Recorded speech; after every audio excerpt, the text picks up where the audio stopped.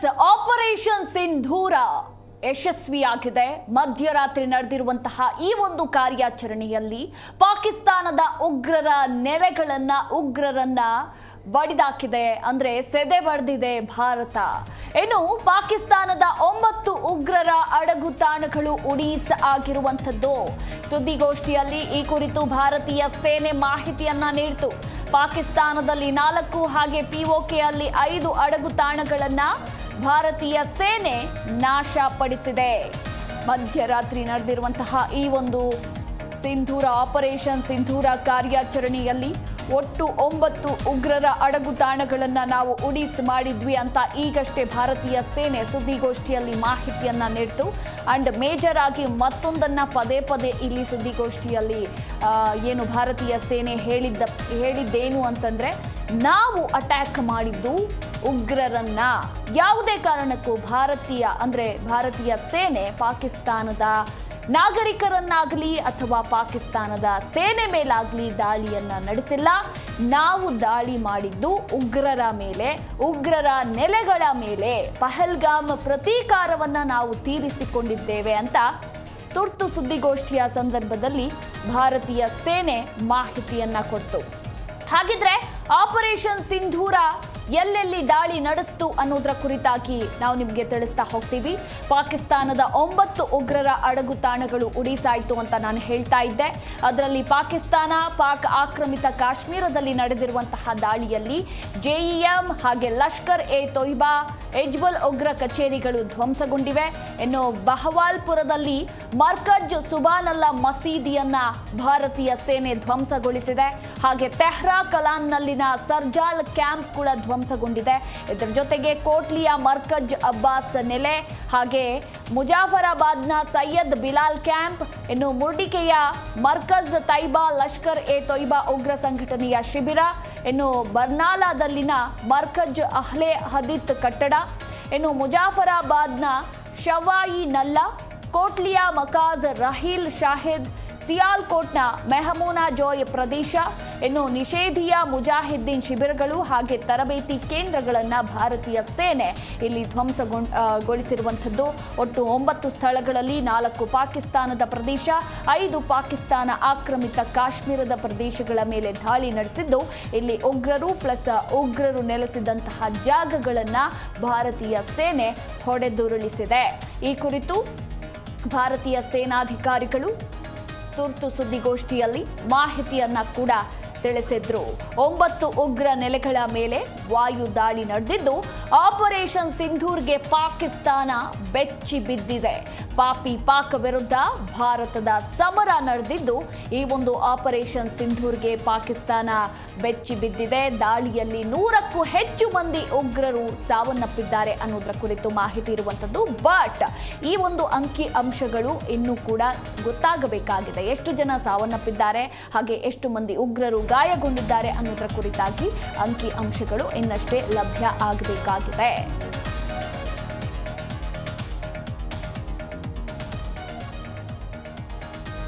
ಪಾಕಿಸ್ತಾನದ 9 ಉಗ್ರರ ಅಡಗುತಾಣ ಉಡೀಸಾಗಿರುವಂಥದ್ದು. ಈ ಕುರಿತು ಏನು ಭಾರತೀಯ ಸೇನಾಧಿಕಾರಿಗಳು ಸುದ್ದಿಗೋಷ್ಠಿಯಲ್ಲಿ ಮಾಹಿತಿಯನ್ನ ತಿಳಿಸಿದ್ರು. ಪಾಕಿಸ್ತಾನದಲ್ಲಿ 4 ಹಾಗೆ ಪಿಒಕೆಯಲ್ಲಿನ 5 ಅಡಗುತಾಣಗಳನ್ನ ಭಾರತೀಯ ಸೇನೆ ಮಧ್ಯರಾತ್ರಿ ಇದ್ದಕ್ಕಿದ್ದ ಹಾಗೆ ಉಡೀಸ್ ಮಾಡಿರುವಂಥದ್ದು.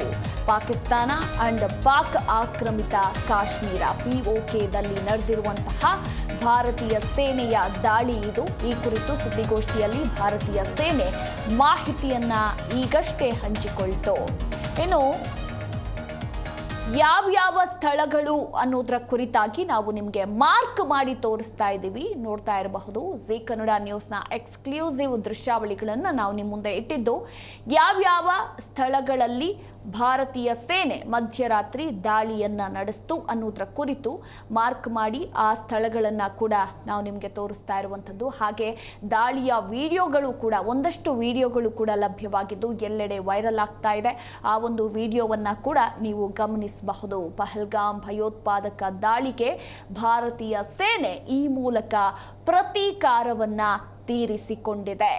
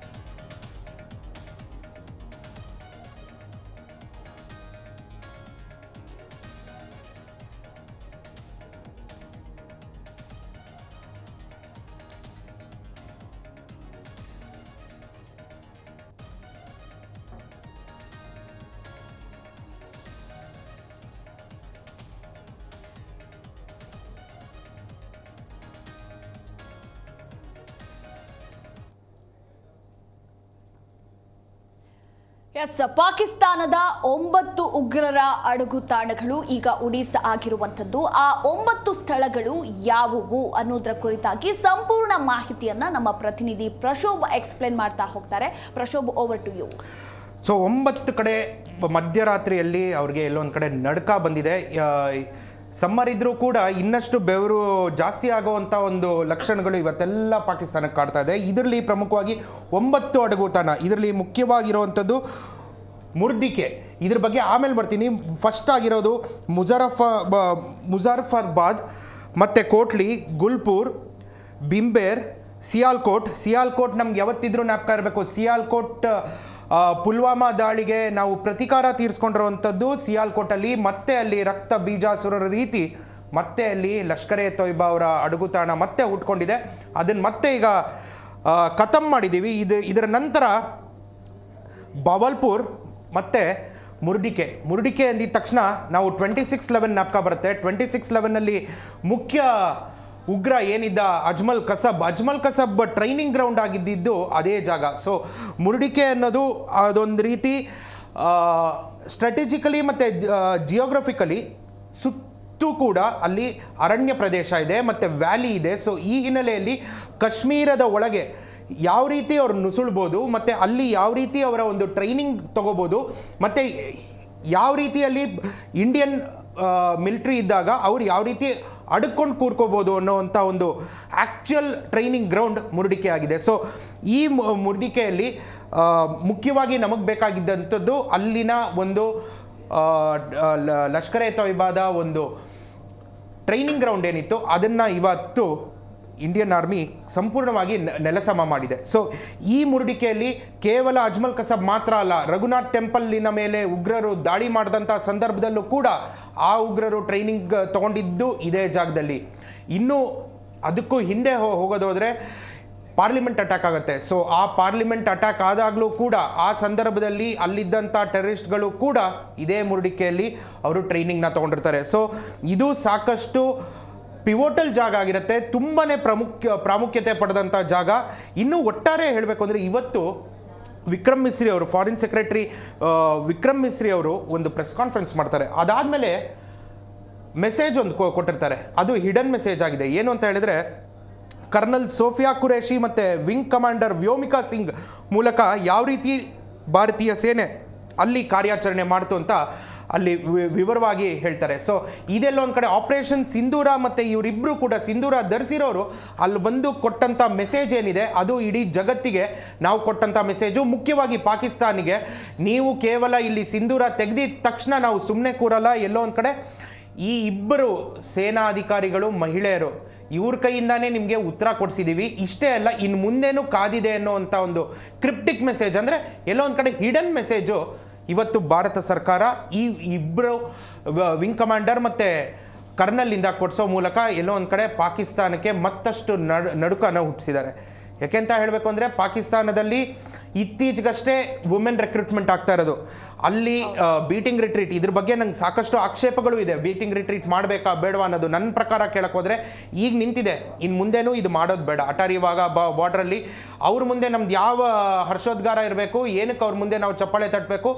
ಎಷ್ಟೇ ಆಗಲಿ ಅದೊಂದು ಟೆರರಿಸ್ಟ್ ಸ್ಟೇಟು. ಸೊ ಅಲ್ಲಿ ಇರೋದು ಬೇಡ. ಸೊ ಇದ್ದಂಥ ಸಂದರ್ಭದಲ್ಲೂ ಮೊದಲಿಗೆ ಗೇಟ್ ಓಪನ್ ಮಾಡೋಕ್ಕೆ ಮುಂಚೆ ಒಂದಷ್ಟು SPG ಕಮಾಂಡೋಸು, ಹೆಣ್ಮಕ್ಳು, ಮುಖ್ಯವಾಗಿ ವುಮೆನ್ ಫೋರ್ಸು ಅಲ್ಲಿ ಬಂದು ಅವರ ಒಂದು ಬೀಟಿಂಗ್ ರಿಟ್ರೀಟ್ ಇರೋದು. ಸೊ ಎಲ್ಲೋ ಒಂದು ಕಡೆ ಪಾಕಿಸ್ತಾನಿಗೆ ಮಹಿಳೆಯರಿಂದಲೇ ಅವರು, ಯಾಕೆಂತ ಹೇಳಿದರೆ ಪಹಲ್ಗಾಮಲ್ಲಿ ಒಂದು ಟ್ರಾಮನ್ ಕ್ರಿಯೇಟ್ ಮಾಡಿಬಿಟ್ರು.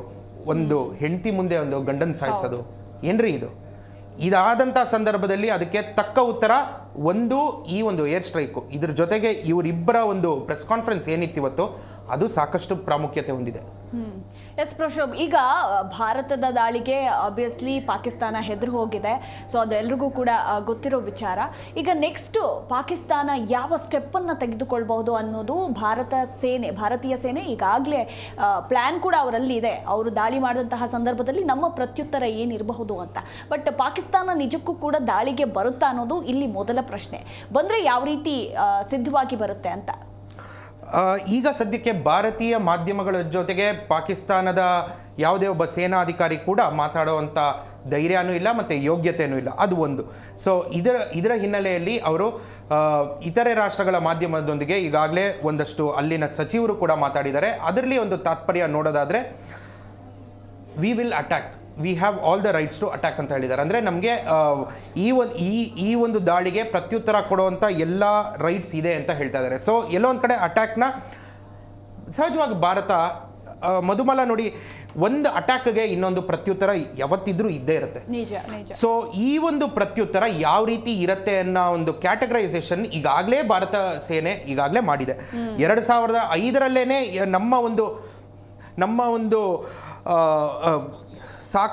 ಸಾಕಷ್ಟು ಒಂದು ನಗರಗಳನ್ನ ಒಂದಷ್ಟು ಕ್ಯಾಟಗರಿ ಆಗಿ ಮಾಡ್ಕೊಂಡಿದ್ದಾರೆ. ಸೊ ಆ ಕ್ಯಾಟಗರಿ ಮೂಲಕ ಯಾವ ರೀತಿ ಭದ್ರತೆ ಕೊಡಬೇಕು, ಯಾವ ರೀತಿ ಅದಕ್ಕೆ ಸೇಫ್ಟಿ ಮೆಷರ್ಸ್ ತಗೋಬೇಕು ಅನ್ನೋದು ಕೂಡ ಭಾರತೀಯ ಸೇನೆ ಈಗಾಗಲೇ ತಯಾರಿನ ನಡೆಸಿದೆ.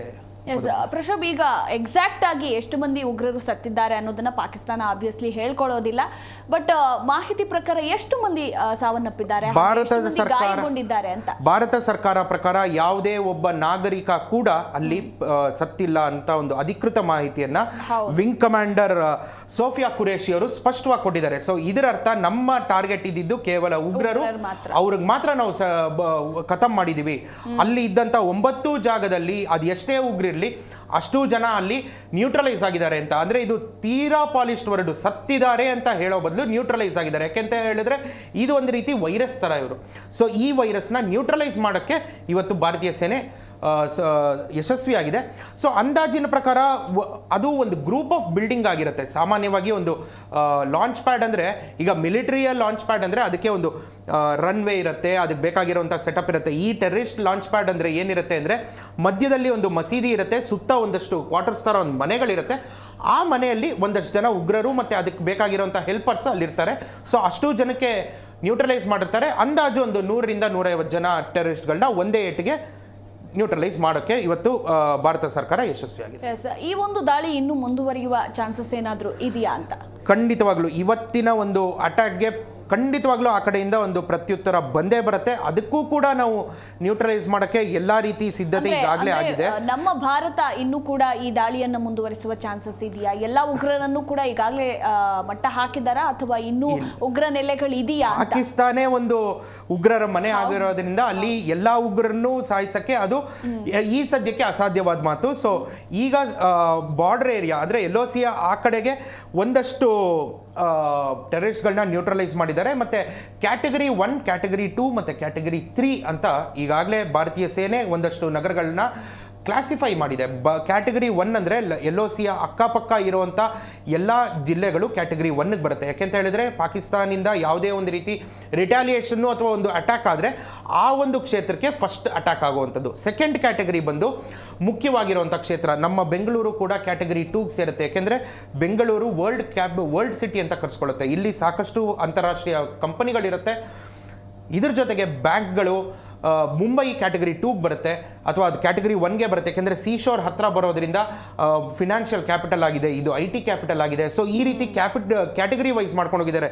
ನಮ್ಮ ರಾಯಚೂರು ಕೂಡ ಕ್ಯಾಟಗರಿ 2ಗೆ ಸೇರುತ್ತೆ. ಯಾಕೆಂತ ಹೇಳಿದ್ರೆ ಅಲ್ಲಿ ಅಣುಸ್ಥಾವರದ ಪ್ಲಾಂಟ್ ಇದೆ, ಅಲ್ಲಿಂದ ಪವರ್ ಜನರೇಷನ್ ಆಗುತ್ತೆ. ಸೊ ಈ ರೀತಿ ಕ್ಯಾಟಗರಿ ವೈಸ್ ಮಾಡ್ಕೊಂಡು ಹೋದಂಥ ಸಂದರ್ಭದಲ್ಲಿ ಆ ಕ್ಷೇತ್ರಕ್ಕೆ ಯಾವ ರೀತಿ ಸೆಕ್ಯೂರಿಟಿ ಕೊಡಬೇಕು, ಮತ್ತು ಯುದ್ಧ ಅಥವಾ ಯಾವುದಾದ್ರೂ ಒಂದು ಶತ್ರು ರಾಷ್ಟ್ರಗಳಿಂದ ಒಂದು ಮಿಸೈಲ್ ಏನಾದರೂ ಲಾಂಚ್ ಆದರೆ ಇಲ್ಲಿ ಯಾವ ರೀತಿ ಸೇಫ್ಟಿನ ಕಾಪಾಡ್ಕೋಬೇಕು, ಇಮಿಡಿಯೇಟ್ ಆಗಿ ಯಾವ ರೀತಿ ಒಂದು ಹಾಸ್ಪಿಟಲ್ನ ಸೆಟಪ್ ಮಾಡಬೇಕು, ಈ ರೀತಿಯ ಒಂದು ತಾಲೀಮನ್ನು ಇವತ್ತು ಈ ತಾಲೀಮ್ ಅನ್ನೋಕ್ಕಿಂತ ಅವ್ರಿಗೆ ಈಗಾಗಲೇ ಗೊತ್ತಿರುತ್ತೆ, ಜನರಿಗೆ ಇದನ್ನು ಮುಟ್ಸೋಕ್ಕೆ ಮಾಕ್ ಡ್ರಿಲ್ ಕೂಡ ಮಾಡ್ತಾ ಇದ್ದಾರೆ.